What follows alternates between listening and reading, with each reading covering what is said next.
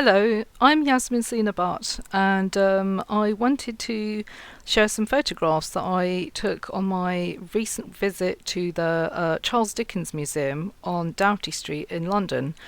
If you're a fan of Dickens, it's a must. It's a house that he lived in for a number of years with his wife and also some of their children. And I really thought that I knew Dickens, but it turns out that, there was a lot I didn't know about the man. For example, he had 10 children, which I thought was phenomenal. He didn't have 10 of them in this house, there wouldn't have been space. In fact, I wouldn't be surprised if he moved out just to get a bigger place to accommodate all his children. He was a very, very kind of groundbreaking man in many ways in Victorian society.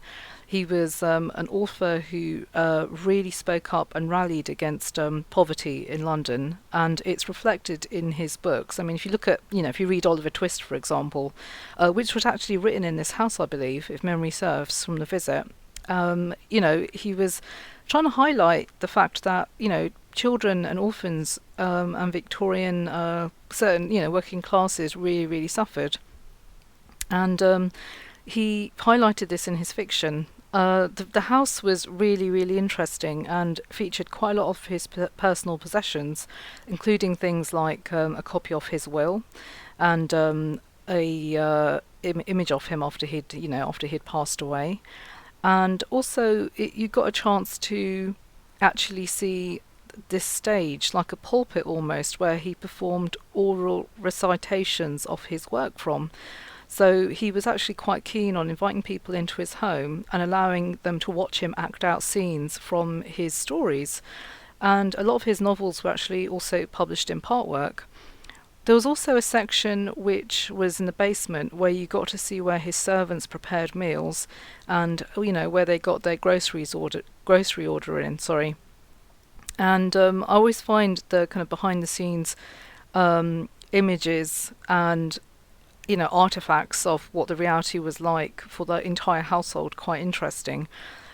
Dickens also never got around to completing his final work, which was The Mystery of Edwin Drood, and the house featured a lot of posters which showed film adaptations that had been made, which you'll see in a bit. But the thing I want to talk about is the fact that he also championed copyright. Copyright didn't exist back in his era. So, for example, you have authors like Edgar Allan Poe, that died in poverty, which was terrible when you think about the fact that his books went on to sell millions after his death. So Dickens actually believed authors should be allowed to earn money from their work, which of course is right. We should. I'm an author myself. And but at the time when he was writing his books, it was considered greedy for an author to want to do that, which is insane because, how are they going to make a living? So yeah, here we got the posters from Edwin Drood, which was his work that basically, he didn't complete it, and somebody, I believe, completed the story for him. So pay a visit to Dickens. I was going to say pay a Dickens to visit. It's a really great museum. I really enjoyed my day there.